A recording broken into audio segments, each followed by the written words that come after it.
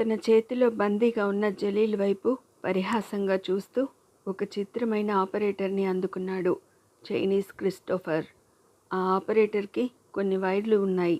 పొడుగ్గా ఉన్న కొన్ని వైర్ల కొసన ఇనుముతో చేసిన పీతల్లాంటి ఆకారాలు వేళ్లాడుతున్నాయి.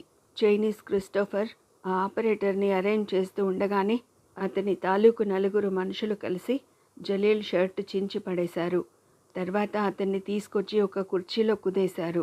జలీల్ కుర్చీలో నుంచి లేవడానికి లేకుండా కుర్చీకే ఉన్న లెదర్ బెల్టులని అతని చేతులకి, కాళ్ళకి, నడుముకి గట్టిగా బిగించేశాక ఒక అరంగుళం కూడా అటు ఇటు కదలడానికి వీలు లేకుండా ఉంది జలీల్ పరిస్థితి. విషపు నవ్వు నవ్వుతూ జలీల్ దగ్గరికి వచ్చాడు చైనీస్ క్రిస్టోఫర్. ఏ ఆచ్ఛాదన లేకుండా ఉంది జలీల్ ఛాతీ. కండలు తిరిగి కనబడుతోంది అతని రొమ్ము. తన చేతిలో ఉన్న 2 ఇనుప పీతలని జలీల్ వక్షస్థలానికి 2 వైపులా ఆనించాడు చైనీస్ క్రిస్టోఫర్. తక్షణం నిజమైన పీతల్లాగే ఆ 2 మెకానిక్ పీతలు జలీల్ ఛాతీని పట్టెకాడతో పట్టుకున్నట్లు బలంగా పట్టేసుకున్నాయి.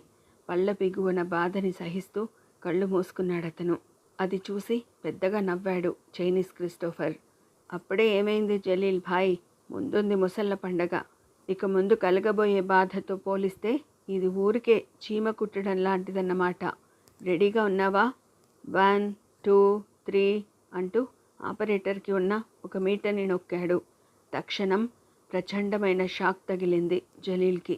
దుర్భరమైన కేక వెలువడింది అతని నోటి నుంచి. కుర్చీతో సహా లేచిపోయి మళ్ళీ కింద పడ్డాడు జలీల్. మళ్ళీ మీటర్ నొక్కాడు చైనీస్ క్రిస్టోఫర్. మళ్ళీ భరించలేని బాధతో కూడిన కేక. నీ దేశభక్తికి మెచ్చి 1 కాదు 2 మెడల్స్ ఇచ్చారు కదూ జలీల్ భాయ్. నువ్వు ఇంకో వారం రోజులో 10 రోజులో ఇలా నరకయాతన పడి చచ్చాక అప్పుడు నీకు ఇప్పిస్తా. చచ్చాక ఇస్తారే అలాంటి గొప్ప మెడలేదో. రెడీనా జలీల్ అన్నాడు చైనీస్ క్రిస్టోఫర్. మళ్ళీ షాక్ తగిలింది జలీల్కి. ఈసారి కేక వేసే శక్తి కూడా లేకపోయింది అతనికి. ఉత్త మూలుగు మాత్రం వెలువడింది అతని గొంతులో నుంచి. అంతే. జలీల్ లేని ఓపిక తెచ్చుకుని ఇంకొకసారి కేక పెట్టగలిగి ఉంటే అతనికి ప్రాణాపాయం తప్పి ఉండేది. సరిగ్గా అదే టైంలో అటకేసే వచ్చింది వైశాలి. మెకానిక్ నేర సామ్రాజ్యంలో చాలా ప్లేసెస్కి డైరెక్ట్గా వెళ్ళిపోయే స్వతంత్రం ఉంది ఆమెకి. ఏదో పని మీద జలీల్ ఉన్న గదిలోకి రాబోయిన వైశాలి హఠాత్తుగా గది ముందు ఆగిపోయింది. మెకానిక్ ఒక కొత్త ప్రాజెక్టు మొదలెడుతున్నాడు ఇవాళ. చాలా చిత్రమైన ప్రాజెక్టు అది. ఆ టైంలో తను అక్కడ ఉండాలి. ఏం జరుగుతుందో చూడాలి. అక్కడ ఏం జరుగుతుందో కూడా కనిపెట్టాలి. ఆ కనిపెట్టింది ఏమిటో దినకర్కి చెప్పాలి. వైశాలి జలీల్ ఉనికిని గమనించకుండా అలా వెళ్ళిపోతూ ఉండగానే మరోసారి షాక్ తగిలింది జలీల్కి. ఈసారి అతని నోటిలో నుంచి మూలుగు కూడా రాలేదు. కానీ నురగ రావడం మొదలెట్టింది. దాదాపు అపస్మారక స్థితిలో ఉన్న జలీల్ వైపు ఓసారి చూసి వ్యంగ్యంగా అన్నాడు చైనీస్ క్రిస్టోఫర్. కంటిన్యూస్గా టార్చర్ చేస్తే నువ్వు వెంటనే చచ్చిపోతావు జలీల్. అలా తేలిగ్గా చచ్చిపోయి ఈ బాధ నుండి విముక్తి పొందే అదృష్టం నీకు దక్కనివ్వను. ఇప్పుడు ఓ అరగంట ఇంటర్వెల్. ఆ తర్వాత హారర్ షో మళ్ళీ మొదలవుతుంది. ఎదురుచూడు అని చెప్పి ఇంకో భయానకమైన పరికరాన్ని బయటకు తీసి రెడీగా ఉంచాడతను. చాలా ఆందోళనగా ఉంది దినకర్ పరిస్థితి. చెమటలు కమ్మేస్తున్నాయి అతనికి. ఒళ్ళు చల్లబడిపోతోంది. కనురెప్పలు కొద్దిగా తెరుచుకున్నాయి. పై రెప్పల్లోకి అలా వెళ్ళిపోతున్నాయి కనుపాపలు. నాడి బలహీనంగా అయిపోయింది. ఏం చేయాలో, తమ దినకర్ని ఎలా రక్షించుకోవాలో అర్థం కాక కలవరపడిపోతున్నది గణపతి కుటుంబం అంతా. అందరి మొహాల్లోనూ ఆదుర్దా కనపడుతోంది. ఆడవాళ్ళైతే వెక్కిళ్లతో ఏడుపు మొదలెట్టారు. భయం భయంగా చూస్తున్నారు పిల్లలు. అప్పుడు దేవత ప్రత్యక్షమైనట్లు వాళ్ళకి కనపడింది డాక్టర్ నిశాంత. బయట కారు ఆగిన శబ్దం కూడా ఎవరూ గమనించలేదు. ఆ విచారంలో నిశాంత లోపలికి వచ్చేదాకా ఆమెను ఎవరూ గమనించలేదు కూడా. ఆమె వెనకే వస్తున్నాడు వామనరావు మెడికల్ చెస్ట్ పట్టుకుని. అంతకుముందు ఇంకో డాక్టర్ రావడం, ఇంజెక్షన్ ఇవ్వడం, అప్పటి నుండి దినకర్ పరిస్థితి బాగా పాడైపోవడం అంతా వివరంగా నిశాంతకి చెప్పాడు వామనరావు. పరుగులాంటి నడకతో దినకర్ దగ్గరకు వెళ్ళిపోయింది నిశాంత. అతని పల్సు, హార్ట్ బీటు చెక్ చేసింది. బాడీ కండిషన్ చూసింది. తర్వాత ఒక నిశ్చయానికి వచ్చి తన మెడికల్ చెస్టులోంచి ఒక ఇంజెక్షన్ తీసి దినకర్కి ఇచ్చింది. 2 నిమిషాలు ఆగి కొన్ని టాబ్లెట్లు తీసి ప్రయత్నం మీద అతని నోరు తెరిచి మింగించింది. తర్వాత వామనరావు వైపు తిరిగి కృతజ్ఞతాపూర్వకంగా అన్నది నిశాంత. మీరు ఫోన్ చేయగానే వెంటనే బయలుదేరాను నేను. కానీ దారిలో ఏదో లారీ యాక్సిడెంట్ అయి ట్రాఫిక్ జామ్ అయింది. అందుకే లేట్ అయింది రావడం అని ఆగి మళ్ళీ అంది. ఇంతకీ ఆ డాక్టర్ ఎవరు? అతను డాక్టర్ అయి ఉండడు. దినకర్ మీద ఇంకో హత్య ప్రయత్నం చేయడానికి వచ్చిన గ్యాంగ్స్టర్ అయి ఉంటాడనిపిస్తుంది నాకు. ఆ సంగతి ప్రత్యేకంగా చెప్పాలా అన్నాడు వామనరావు. దినకర్కి జ్వరం రాగానే డాక్టర్ కోసం వెళ్ళాడు నాదముని రెడ్డి. అతనెంతకు రాకపోయేసరికి మీకు ట్రంక్ కాల్ చేశాను. నువ్విచ్చే మందు కన్నా కూడా నీ కొంగు తగిలితే చాలు ఈ కుర్రాడు లేచి కూర్చుంటాడని అనిపించింది నాకు. నా ఊహ కరెక్టే అనుకుంటా అన్నాడు అప్పుడే కొద్దిగా చలనం వస్తున్న దినకర్ వైపు చూస్తూ. కొద్దిగా సిగ్గుపడి దినకర్ చెయ్యి అందుకుని మళ్ళీ పల్స్ చూసింది నిశాంత. కొంచెం ఇంప్రూవ్మెంట్ కనపడింది దినకర్ కండిషన్లో. గొంతు సవరించుకుని అన్నాడు వామన్రావు. ట్రంకాల్ చేయడానికి 13 రూపాయలయింది. అది నీ బాయ్ ఫ్రెండ్ ఇచ్చుకోవాలి. అతను గనక ఇవ్వనంటే నువ్వే నాకు ఇచ్చేయడం ధర్మం. ఏమంటావు? నేను డబ్బు దగ్గర నిక్కచ్చి మనిషిని అన్నాడు నిర్మోహమాటంగా. నేనిచ్చేస్తాను అని పర్స్ తీసి 20 రూపాయల నోటు అందించింది నిశాంత. తన జేబులోంచి పాత తోలు పర్స్ తీసి 20 రూపాయల నోటు అందులో పెట్టి ఒక 5 రూపాయల నోటు, రూపాయి నోటు ఒకటి, ఇంకో రూపాయి చిల్లర తీసి నిశాంతకి అందించాడు వామనరావు. 20లో 13 పట్టుకుని 7 రూపాయలు తిరిగి ఇస్తున్నా, లెక్క పెట్టుకోమ్మా అన్నాడు. అతని మాటలు వినిపించుకోకుండా ఆదుర్దాగా దినకర్ వైపు తిరిగింది డాక్టర్ నిశాంత. దినకర్ మొహానికి చెమటలు పోయడం తగ్గుతోంది. తేటగా కనపడుతోంది అతని మొహం. మళ్ళీ ఒకసారి దినకర్ని జాగ్రత్తగా టెస్ట్ చేసి రిలీఫ్గా ఊపిరి పీల్చుకుంది నిశాంత. తర్వాత వామనరావు వైపు తిరిగింది మళ్ళీ. మీరు ఫోన్ చేయడం వల్ల నా దినకర్ని రక్షించుకోగలిగాను. మీకు ఎలా థ్యాంక్స్ చెప్పాలో అర్థం కావడం లేదు అంది ఆర్ద్రంగా. దాందే ముందులే కానీ నీ బాయ్ ఫ్రెండ్ నాకు 1680 రూపాయల బాకీ. అతను ఆ బాకీ తీర్చేటట్టు కనపడడం లేదు. అందుకని నువ్వు అతనికి డబ్బు అప్పివ్వు. అది నేను అడ్జస్ట్మెంట్ చేసుకుని నా దారిని నేను పోతా అన్నాడు వామనరావు. అది విని గైమని లేచాడు ఇంటి పెద్ద గణపతి. ఏందయ్యా వచ్చినప్పటి నుంచి చూస్తున్నా మా వాడి వెంట నక్షత్రకుడిలా తగులుకున్నావేమిటి? శనిగాడిలా మొహం నువ్వును. నీకు డబ్బు తప్ప ఇంకేం పట్టదా ఏమిటి అన్నాడు చిరాగ్గా. డబ్బు చాలా ముఖ్యం అన్నాడు వామనరావు క్లుప్తంగా. ఆయన్ని వారించింది డాక్టర్ నిశాంత. మీరు నా దినకర్ నాకు దక్కేటట్లు చేశారు. అందుకు బదులుగా ఎంత డబ్బిచ్చినా మీ రుణం తీరదు అంటూ పర్స్ తెరిచి 20 100 రూపాయల నోట్లు తీసి అందించింది. ఉంచండి. వాటిలో 3 100 రూపాయల నోట్లు, ఇందాక నిశాంత ఇచ్చిన 20 రూపాయల నోటు తిరిగి ఇచ్చేశాడు వామనరావు. 1680 చాలు నాకు, అత్యాశ ఎందుకు అంటూ తిక్కరేగింది గణపతికి. నీకు డబ్బు తప్ప వేరే యావ లేనట్లుందే. నీ డబ్బు నీకు ముట్టిందిగా, ఇంక దయచేయి అన్నాడు పెద్దగా. కొంచెం నాంచి అన్నాడు వామనరావు. నేను ఇతనితో ఉన్నన్నాళ్ళు ఈ కుర్రాడే నాకు మీల్స్ పెట్టించాలని ఒప్పందం. భోజనాల వేళవుతోంది. ఈ పూటకి ఇక్కడే మీల్స్ చేసి పడుకుని తెల్లారగానే వెళ్ళిపోతా. వామనరావు వైపు రోతగా చూశాడు గణపతి. అట్లాగే కాని, మళ్ళీ పొద్దున్నే కాఫీ టిఫినో అన్నావంటే మాత్రం కుదరదు అన్నాడు కసిగా. సరే అన్నాడు వామనరావు. ఇంకో గంట తర్వాత మళ్ళీ దినకర్ని పరీక్ష చేసింది నిశాంత. అతనికి పూర్తి నార్మల్గా ఉంది ఇప్పుడు. నిశాంత ఆ మాట చెప్పగానే ఇంటిల్లిపాది మొహాల్లోనూ చెప్పలేనంత రిలీఫ్ కనపడింది. ఇప్పుడింక భారీ వంటలు మళ్ళీ మొదలయ్యాయి. గుండిగల్లో వేడి వేడి అన్నం వండారు. పెళ్ళిళ్ళల్లో చేసే మోతాదుల్లో కూరలు అవి చేశారు. ఒక పెద్ద డేగిసాకి నిండా పాయసం చేశాడు బుజ్జినాయుడు. పెద్ద బుట్టెడు లడ్లు చేశాడు బుజ్జినాయుడి కజిన్ బ్రదర్ అయిన లక్ష్మణ శాస్త్రి. ఇదంతా నివ్వెరపోయి చూస్తోంది డాక్టర్ నిశాంత. నెమ్మదిగా ఆమె పక్కన చేరిపోయాడు వామనరావు. ఇదిగో అమ్మాయి, ఆ కుర్రాడి మోజులో పడి అతన్ని పెళ్లాడదామని చూస్తున్నావు. అతన్ని గనక చేసుకుంటే ఈ ఇంటికి కోడలుగా రావాల్సి వస్తుంది. చూసావా ఎంతమంది జనాభా ఉన్నారో? వీళ్ళకి రోగాలు రొస్టులు వస్తూ ఉంటాయి. వీళ్ళందరికీ మందులు ఇచ్చేసరికే నీ పని అయిపోతుంది. ఇంక వేరే ప్రాక్టీస్ ఉండదు. ఆలోచించుకో పెద్దముండావాన్ని. నీ మంచి కోరి చెబుతున్నాను అన్నాడు. ఆలోచించవలసిందేమీ లేదు. దినకర్ ఎక్కడ ఉంటే అదే స్వర్గం నాకు అంది స్థిరంగా. అంతేకాదమ్మాయి, నాకు ఇంకో రహస్యం కూడా తెలిసింది. ఈ దినకర్ అసలు వాళ్ళ సొంత మనిషి కాదట, అనాథట. వీళ్ళు పెంచి పెద్ద చేశారు. ఈ ఇంట్లో వాళ్ళకి కులం మతం అంటే అస్సలు లక్ష్యం ఉన్నట్లే లేదు. దీనికి తోడు ఈ దినకర్ విషయంలో అయితే అసలు అతనిది ఏ కులమో ఏ మతమో కూడా ఎవరికీ తెలిసినట్లు లేదు. మరి నీకు అభ్యంతరం ఏమీ లేదా? నిరసనగా ఒకసారి వామనరావు వైపు చూసింది డాక్టర్ నిశాంత. అసలు అతని ప్రశ్నకి జవాబు చెప్పడం కూడా తనకి ఇష్టం లేనట్లు మొహం పెట్టింది. అయితే దినకర్ది ఏ కులమైనా ఏ మతమైనా నీకు పర్వాలేదంటావు అన్నాడు వామనరావు వదలకుండా. అవును అంది నిశాంత. పల్లెకిలించాడు వామనరావు. తర్వాత ఏదో స్ఫురించినట్టు అన్నాడు. అరే, చాలా చిత్రంగా ఉందే ఇది. ఏమిటి అంది నిశాంత. మీతో పాటు తిరుగుతూ మీరు పడుతున్న గొడవంతా చూస్తున్నా కాబట్టి నాకు అర్థమైంది ఏమిటంటే, ఈ కుర్రాడు తనెవరో తనకే తెలియని స్థితిలో తిరుగుతున్నప్పుడు నువ్వు చేరతీసి అతనికి దినకర్ అని పేరు పెట్టావని. మరి ఈ ఇంట్లో వాళ్ళు కూడా అతన్ని దినకర్ అనే పిలుస్తున్నట్లున్నారే. కొంపదీసి ఇతని నిజం పేరు కూడా అదేనేమిటి? చిత్రంగా ఉందే, భలే కాకతాళీయం అన్నాడు తనలో తనే ఆశ్చర్యపోతూ.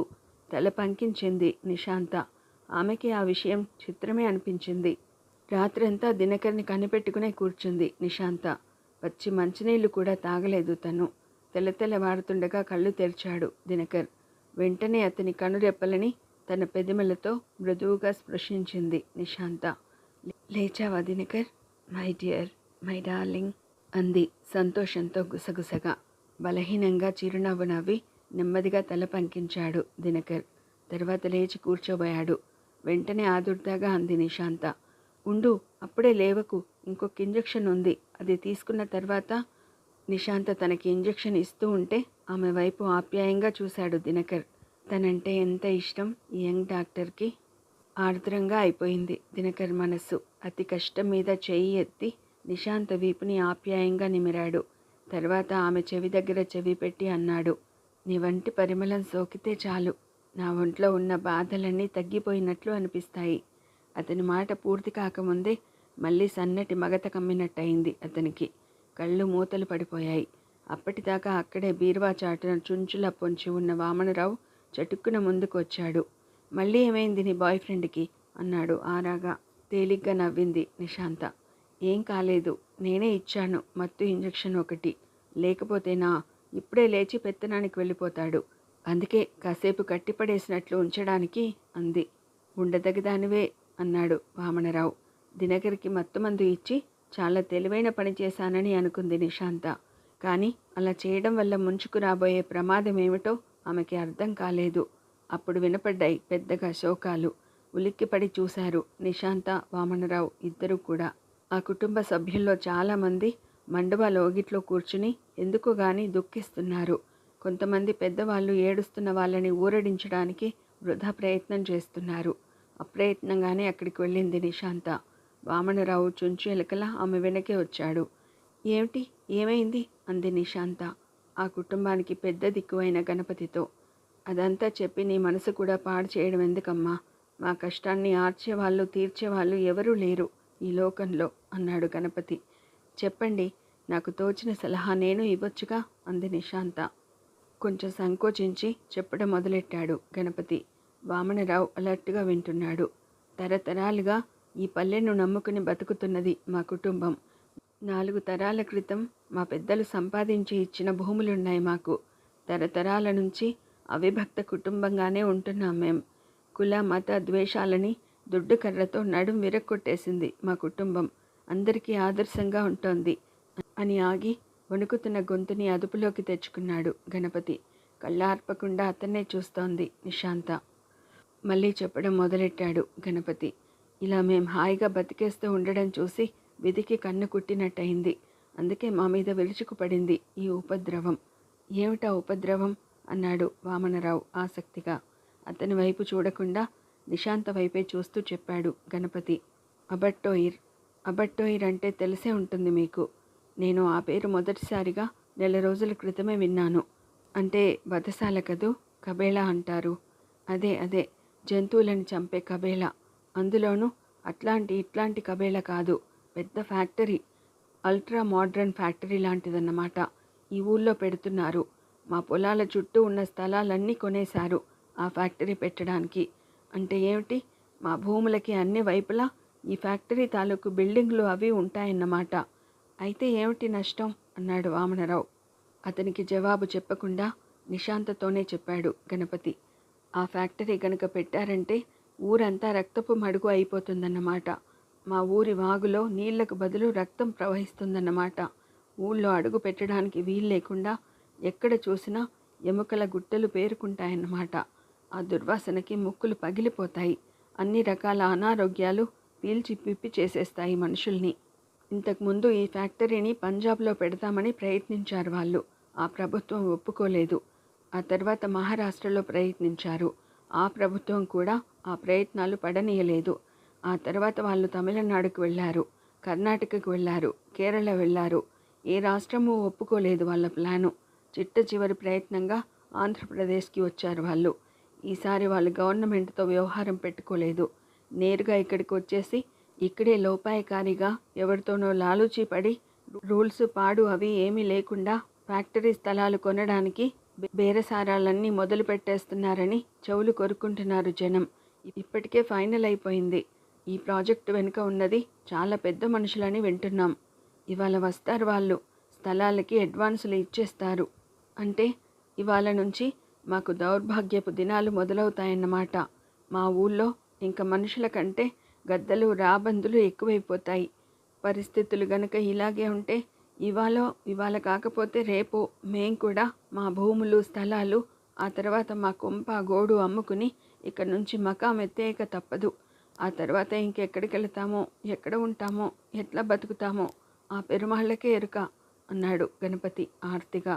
మళ్ళీ ఒకసారి గొల్లుమని ఏడ్చారు కొంతమంది ఆడవాళ్ళు. గండువాతో కళ్ళు ఒత్తుకుని వాళ్ళని ఊరడించడం మొదలెట్టాడు గణపతి. ఆ స్థలాలు తామే కొనేసి ఫ్యాక్టరీ కట్టకుండా అడ్డం కొట్టొచ్చుగా అన్నాడు వామనరావు. ఫ్యాక్టరీ వాళ్ళు ఆశ చూపిస్తున్నంత రేటు పెట్టి ఈ బీద భూముల్ని ఇంకెవరూ కొనలేరు. అయినా పెద్దవాళ్లతో పంతాలకి పోయి కొరివితో తలగొక్కునేది ఎవరు అన్నాడు గణపతి నిశాంతతో.